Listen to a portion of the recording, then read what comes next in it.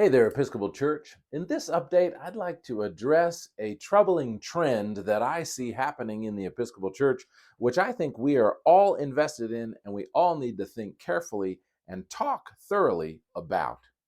The trend I'm referring to is that over the last few years, we have seen dioceses needing to collaborate and work together by sharing a bishop.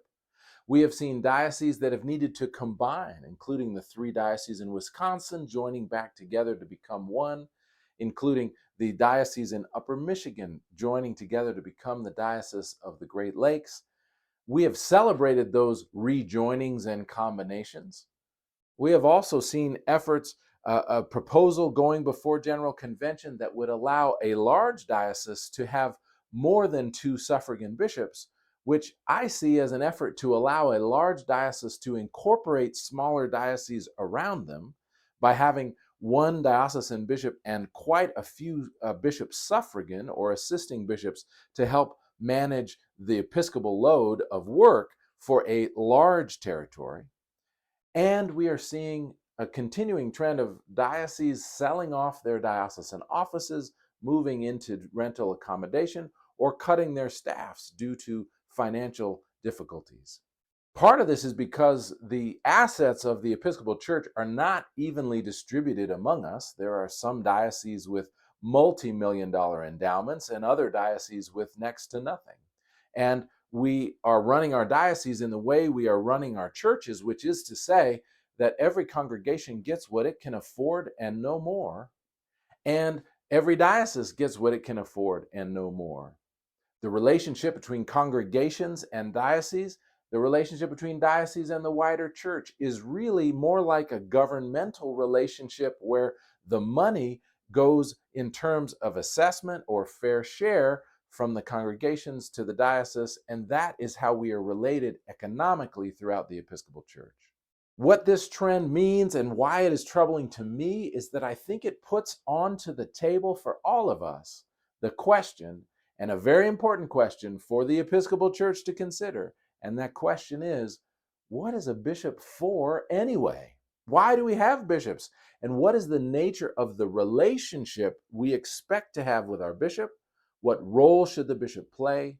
And what does it mean to be a diocese?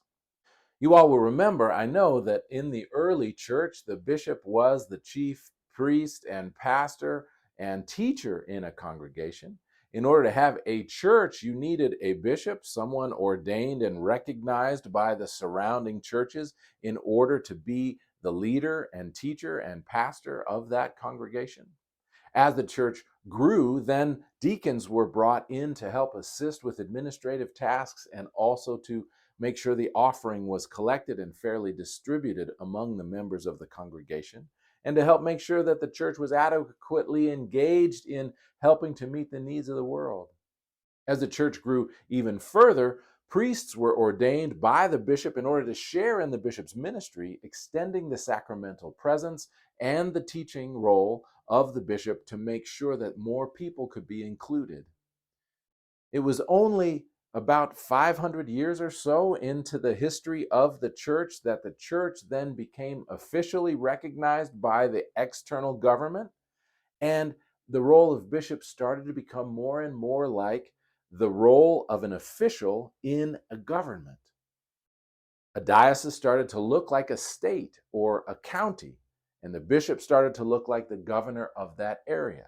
And that is when we started to see that the nature of leadership in the church started to shift and become more and more like it looked like in the secular world outside the Episcopal Church. My church history friends, I know that it is anachronistic to use the term secular in quite the way I'm talking about because the separation of church and state didn't really exist. I get it.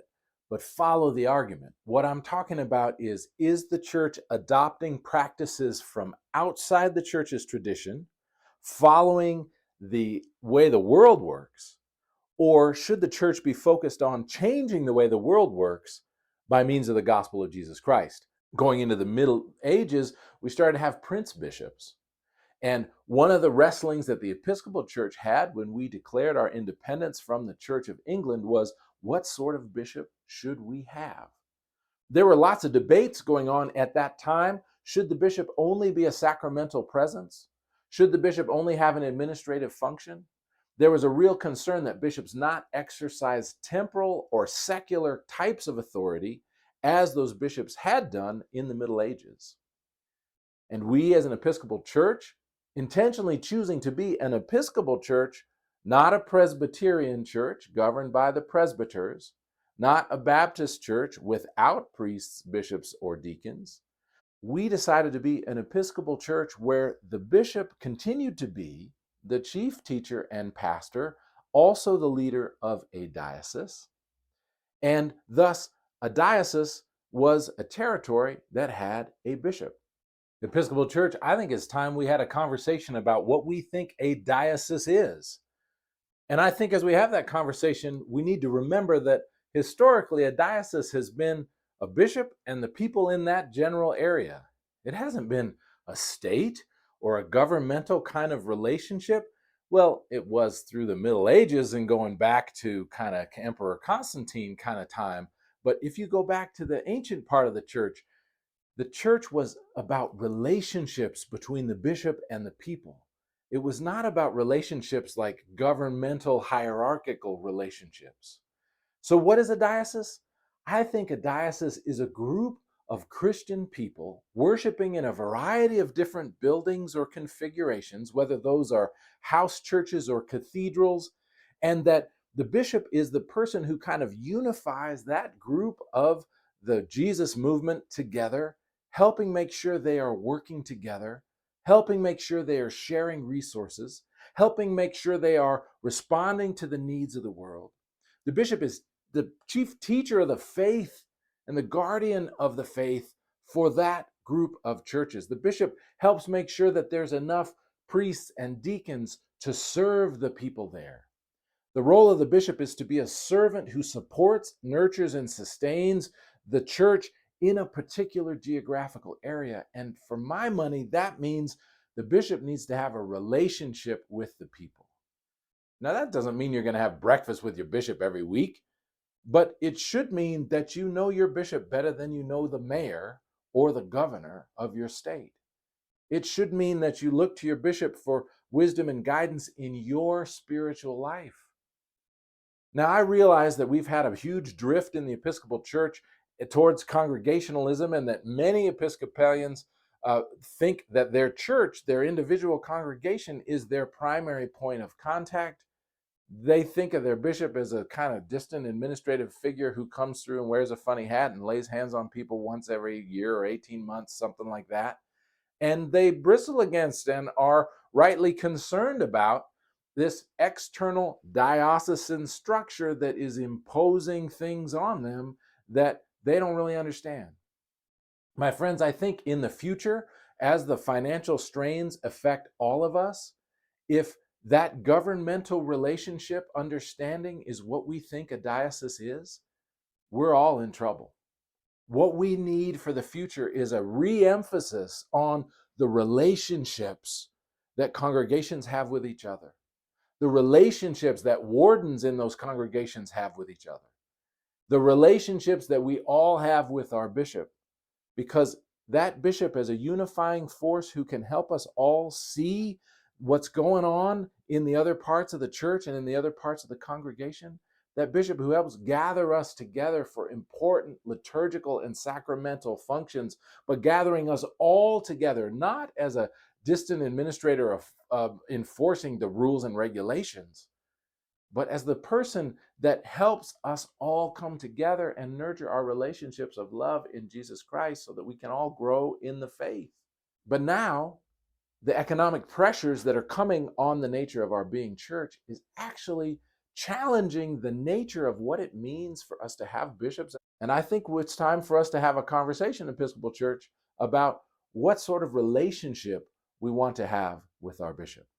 Because it's a very different thing if you have one bishop looking after a vast geographical territory, or if you have a bishop and a series of suffragan bishops looking after a vast geographical territory, or if you have some dioceses with lots of money and lots of staff and other dioceses that are really struggling.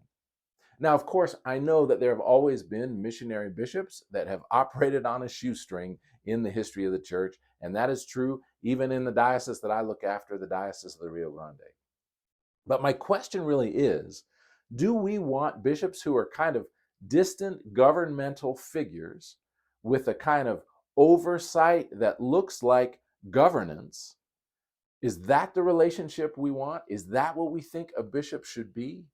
Because if a bishop is supposed to just kind of enforce the rules and regulations, make sure the policy is looked after, and do ceremonial functions from time to time, then we might have one bishop looking after a wide group of territory, like I see in some other denominations. One other denomination I work with closely, their bishop looks after Arizona, New Mexico, Utah, and Colorado. That's a vast geographical territory, but in that denomination, the role of bishop is not understood as having any kind of close pastoral relationship in the same sort of a way. Some of my colleagues in other denominations, the bishop has to be invited in order to come to any congregation. And the bishop really has just ceremonial function as she's invited in to celebrate things like a 100th anniversary of a congregation or that sort of a thing. Our tradition, of course, emphasizes the relationship, the pastoral relationship between the people in the pews and the bishop through things like confirmation and reception, and also through ordination, in which it is the bishop's responsibility to make sure that there are sufficient numbers of priests and deacons to make sure that the sacraments and the ministry of the church are extended throughout the geographical territory that is looked after by that particular bishop. The bishop traditionally has had the role of connecting our diocese together, making sure there is unity among the church by having the bishops meet regularly and work together, supporting one another in ministry. The bishops also connect each congregation in a diocese with all the other congregations so that there is a larger perspective and a wider horizon. A bishop is supposed to be a focus of unity, drawing the congregations together. I don't think that the economic realities of the world should affect our theology of what a bishop should be. And Episcopal Church, I think it's about time we got together and made our economic reality in the church look like the theology that we proclaim. For me, that means I think it's important that people have an actual pastoral relationship with their bishop. And that means dioceses should not get too big, or that becomes impossible. I think having a bishop with a large executive staff to look after a vast geographical territory or look after a couple hundred congregations makes the relationship that the people have with their bishop distant and administrative, which I don't think is historical, and I don't think it's positive for the life of the church. I think the people and the clergy would much rather have a close relationship with their bishop than a distant administrative governmental one. I know that in our diocese, congregations today need more help and support from outside than they did even 10 years ago. Congregations are struggling to find treasurers, junior wardens, senior wardens, and even sometimes vestry members. They struggle to maintain their parish properties. Now, I know some of our congregations, particularly the well-resourced ones, particularly the well-endowed ones, aren't even noticing that they are relying more and more on their endowments and the legacy of their financial strength from the past in order to pay today's bills. But what I see in this troubling trend is that the financial stresses and strains that we are all experiencing together are being unequally borne by the weaker congregations that don't have the same amount of resources, and by the weaker dioceses which don't have the same amount of resources. And that's a theological and ecclesiological problem for all of us, because I don't want the economics of our world to tell us what we think a bishop should be. Instead, I think we ought to have a theological conversation about what we think a bishop is for, and about the kind of relationship we think people should have with their bishop, and the kind of work we think a bishop should do. And then we ought to build our church so that in all 16 countries, in Province 9, and in Europe, as well as in all 50 states of the United States, that a bishop should have the resources that they need to do the job that we have all decided that bishop needs to do. And my hope, just speaking personally, as one of those bishops, is that the bishop's role can continue to be as a teacher and a pastor with actual relationships with actual people, not a distant, remote governor who enforces policy. Jesus said, in the world, their leaders lord it over them, but it shall not be so with you. With you, a leader shall be the servant of all. I think bishops are called to be servants of the people, and we can't really do that if we don't know the people. If people feel disconnected from their bishop, they don't see how our church is connected together, and they don't have the perspective of all those other congregations what the bishop is visiting. They don't see how the bishop is working with the other bishops around the church to help raise us all up. But if you have a personal relationship with your bishop, because your diocese is small enough that you can get to know your bishop, and if your bishop is committed to communicating with all the tools that are available, then we're going to find ways to meet the needs that we are all facing. It's about the relationships, my friends. Let's focus on figuring out what relationship we should have with our bishop, rather than letting the economics of our current stresses and strains tell us what kind of relationship we should have. By analogy, I want to point out to you something that one of my colleagues in the House of Bishops shared with us just this spring. Over the last 15 years, we have all watched as some seminaries have closed, and others have combined out of economic necessity, and others have been taken over by a congregation or by another seminary, and other seminaries have shifted to online only or hybrid forms of seminary education. The economic forces have decided what formation for priests looks like in our church while we all watched it happen.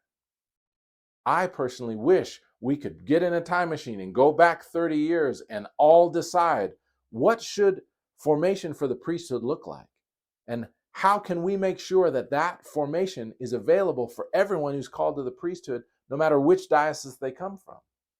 The fact of the matter is there are plenty of resources in this Episcopal Church, and we should not sit back and let the economics tell us what the formation for priests should look like.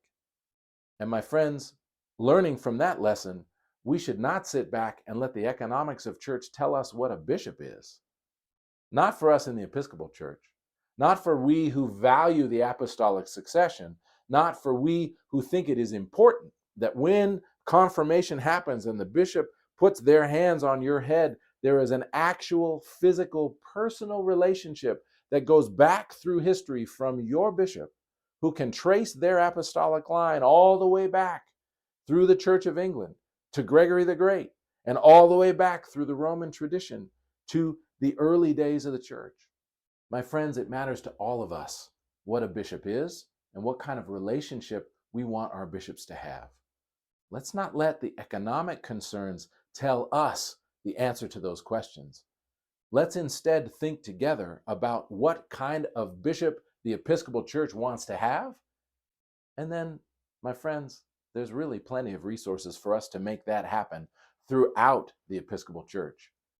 Just a little food for thought from the Diocese of the Rio Grande. Please tell me your thoughts about this in the chat below. I think we need to have this conversation. And God bless you.